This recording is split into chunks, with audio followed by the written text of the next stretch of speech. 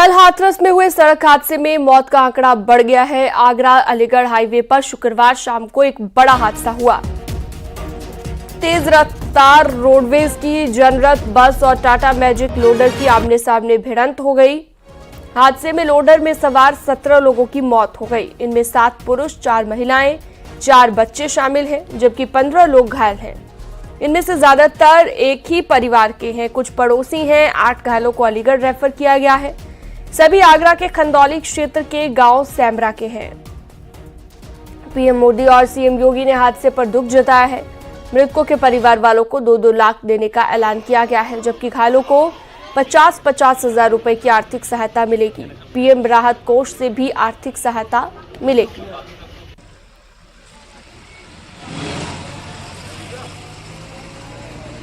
ये max overtake की वजह से सामने से आयसर मेट्रो वो आ रही थी, आयसर टैंकर, उस पर डिसकंट्रोल होकर पीछे एसी बस ने इसमें टक्कर मारी। एसी बस थी, रोडवेज बस थी, जनरत थी, आगरा से अलीगढ़ वाली। मैक्स ने टक्कर मार दिया। बस ने मैक्स में मारी पीछे से, लेफ्ट हैंड साइड से। मैक्स में कितने लोग थे? मैक्स में करीबन 30 से 35। सुमित शर्मा फोन लाइन पर जुड़ गए हैं ज्यादा जानकारी के साथ। सुमित, अभी क्या लेटेस्ट अपडेट है हादसे को लेकर? सबसे पहले मैं आपको बता दूं, कल देर शाम का ये हादसा है, सड़क हादसा है, जिसमें अब तक लगभग 17 लोगों की दर्दनाक मौत हो चुकी है, जिसमें 6 बच्चे हैं, 4 महिलाएं हैं और 7 पुरुष हैं। कल पुलिस ने सभी का रेस्क्यू किया था। जो जितने भी लोग घायल थे, लगभग 18-20 लोग इसमें घायल थे, जिनको उपचार के लिए सबसे पहले जिला अस्पताल में लाया गया था, और जो उसमें गंभीर घायल थे 7 लोग, उनको अलीगढ़ के मेडिकल में रेफर किया गया था। बाद में इनमें से और 2-3 लोगों को आगरा के अस्पताल में रेफर किया गया था। सभी 17 लोगों का पुलिस ने पोस्टमार्टम करा के उनके शवों को परिजनों के तब तक सौंपा है। और फिलहाल अभी पुलिस इस पूरे मामले में जो है इनिशियल इन्वेस्टिगेशन कर रही है कि हादसा कैसे हुआ था। प्रथम दृष्टया ये पाया गया है कि जो कल बारिश हुई थी, बारिश की वजह से सड़क पर जो कीचड़ थी, उसकी वजह से जब ये गाड़ी चल रही थी स्पीड में, तो रोडवेज बस से टकराई है, तो उसके टायर स्लिप हुए हैं, उसकी वजह से कल ये हादसा हुआ है। और हादसे में ये देखा गया बाद में, जो वीडियो वायरल हुई थी, कि जो मैक्स गाड़ी थी जिसमें ये 35 लोग सवार थे, जो जा रहे थे हाथरस के शास्त्री से खंदौली के, आगरा के खंदौली में अपने घर जा रहे थे कार्यक्रम को अटेंड करने के बाद, और जब ये दुर्घटना हुई है, तो जो गाड़ी में सवार लोग थे उन सबकी। ठीक है, बहुत शुक्रिया तमाम जानकारी विस्तार से देने के लिए आपका। आज उपराष्ट्रपति गोरखपुर और चित्रकूट के दौरे पर रहेंगे। गोरखपुर में सैनिक स्कूल का उद्घाटन होना है, लिहाजा इस कार्यक्रम में उपराष्ट्रपति के अलावा सीएम योगी आदित्यनाथ भी मौजूद रहेंगे। सैनिक स्कूल की बात करें तो इसमें छात्र छात्राओं के लिए अलग अलग कैंपस है। छात्रों के लिए भोजन की व्यवस्था अन्नपूर्णा भवन में की गई है। साथ ही सैनिक स्कूल में 20 क्लासरूम के अलावा 4 लैब्स, छात्रावास और डाइनिंग हॉल की भी सुविधा है। Multipurpose hall, conference hall, 1014 seated auditorium की भी सुविधा यहां पर है। स्कूल में योग सेंटर है, indoor shooting range, indoor swimming pool और सीएसडी कैंटीन की भी यहां पर सुविधा है। स्कूल में छात्रों के खेलने के लिए बास्केटबॉल, वॉलीबॉल, फुटबॉल, टेनिस और बैडमिंटन कोर्ट बनाए गए हैं। प्रवेश परीक्षा के जरिए 6 और 9 में दाखिला लेने के बाद सैनिक स्कूल में 1 जुलाई से पढ़ाई शुरू हो चुकी है। पहले चरण में स्कूल में कक्षा 6 और 9 में 84 छात्रों को प्रवेश करा दिया गया है। इनमें कुल मिलाकर 40 छात्राएं और 128 छात्र हैं।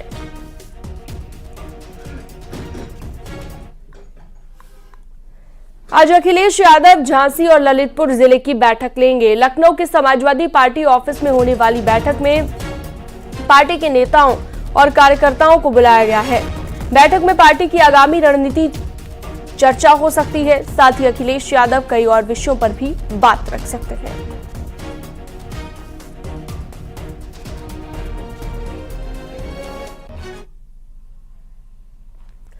उत्तर प्रदेश के 2 लड़कों की नजर आगामी उपचुनाव और विधानसभा चुनाव पर है। ऐसे में इस जोड़ी को बरकरार रखने के लिए अखिलेश यादव सैक्रिफाइस करने से भी पीछे नहीं रहे। अखिलेश यादव के एक फैसले ने न सिर्फ 2 राज्यों के विधानसभा चुनाव में सीट शेयरिंग की टशन को खत्म कर दिया, जहां पर उन्होंने यूपी उपचुनाव के लिए कांग्रेस को भी सख्त और सीधा संदेश दे दिया।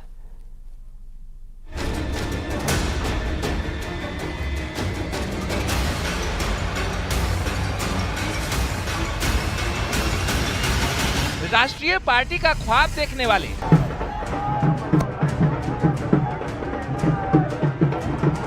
हरियाणा से जम्मू कश्मीर तक साइकिल चलाने का सपना संजोने वाले अखिलेश कांग्रेस के सामने बैकफुट पर आ चुके हैं। जिस हरियाणा में अखिलेश यादव 17 सीटों की डिमांड पर अड़े थे, कांग्रेस से दो हाथ की बात कह रहे थे, अब वही अखिलेश सीट की नहीं जीत की बात कह रहे हैं और कांग्रेस के सामने सरेंडर कर चुके हैं। ये हम नहीं कह रहे, बल्कि अखिलेश यादव के ट्वीट इसके मायने बता रहे हैं। अखिलेश यादव ने लिखा, हरियाणा चुनाव में इंडिया गठबंधन की एकजुटता नया इतिहास लिखने में सक्षम है और एक बार फिर दोहरा रहे हैं और आगे भी दोहराएंगे, बात सीट की नहीं जीत की है। अखिलेश यादव का ये ट्वीट उस वक्त आया जब यूपी उपचुनाव में कांग्रेस 10 में से 5 सीट तो हरियाणा के विधानसभा चुनाव में समाजवादी पार्टी 17 सीटों की डिमांड कर रही थी। भाजपा 80 में 80 दावा कर रही थी, उसी तरीके से इनका दावा का हवा निकल जाइए, चिंता न करिए। डंके की चोट पर 10 की 10 गठबंधन जीतेगा। गठबंधन में आपको कोई सीट मिलेगी कि? अब ये तय करेंगे राष्ट्रीय नेतृत्व। हम लोगों ने अपनी बात को रख दिया है, 5 सीट का दावा किया है और तय करेंगे, राष्ट्रीय नेतृत्व के लोग मिलकर लड़ेंगे और 10 की 10 जीतेंगे। तो हमने अपने राष्ट्रीय अध्यक्ष जी को 17 सीटों के नाम फाइनल करके दिए हैं कि इन सीटों पर हम मजबूत स्थिति में हैं और पार्टी आला कमान हमें अनुमति देगा तो हम इन 17 सीटों पर चुनाव लड़ेंगे, चाहे फिर उसका नुकसान किसी को हो, फायदा किसी को हो, किसी को फर्क नहीं पड़ता। हमारी पार्टी समाजवादी पार्टी ऐसी पार्टी है कि जो दोस्ती भी ढंग से निभाती है और वक्त पड़ता है तो दुश्मनी भी ढंग से। एक तरफ सीटों की लड़ाई चल रही थी तो दूसरी तरफ अखिलेश यादव ने अपने बयान से सियासत का रुख ही मोड़ दिया। उन्होंने आगे कहा, इंडिया अलायंस के किसी भी दल के लिए ये समय अपनी राजनीतिक संभावना तलाशने का नहीं है, बल्कि त्याग और बलिदान का है। जनहित के परमार्थ मार्ग पर स्वार्थ के लिए कोई जगह नहीं होती। कुटिल और स्वार्थी लोग कभी भी इतिहास में अपना नाम दर्ज नहीं करा सकते हैं।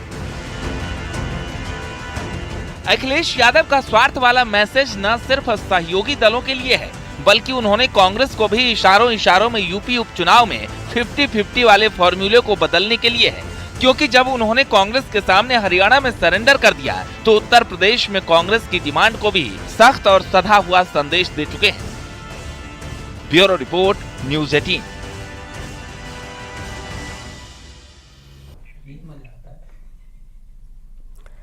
वक्फ बिल के विरोध में अब एक और मुहिम शुरू हो गई है। मस्जिदों के बाहर क्यूआर लगाए गए हैं और इस क्यूआर को स्कैन कर फीडबैक दिया जा रहा है। वो फीडबैक सीधा जेपीसी के पास जा रहा है। इस क्यूआर को all India Muslim personal law board की तरफ से जारी किया गया है। लोग इसको स्कैन कर अपना फीडबैक दे रहे हैं। संभल के हयातनगर मोहल्ले की मस्जिद में इसी क्यूआर के जरिए लोगों ने अपना फीडबैक दिया है।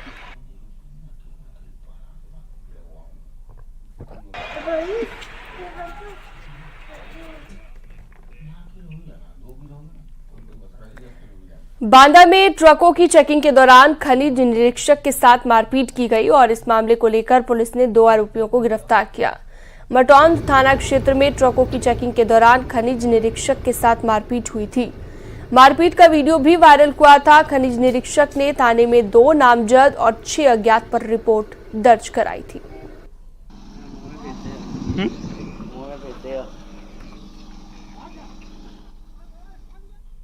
और वक्त एक छोटे से ब्रेक का, फौरन लौटते हैं।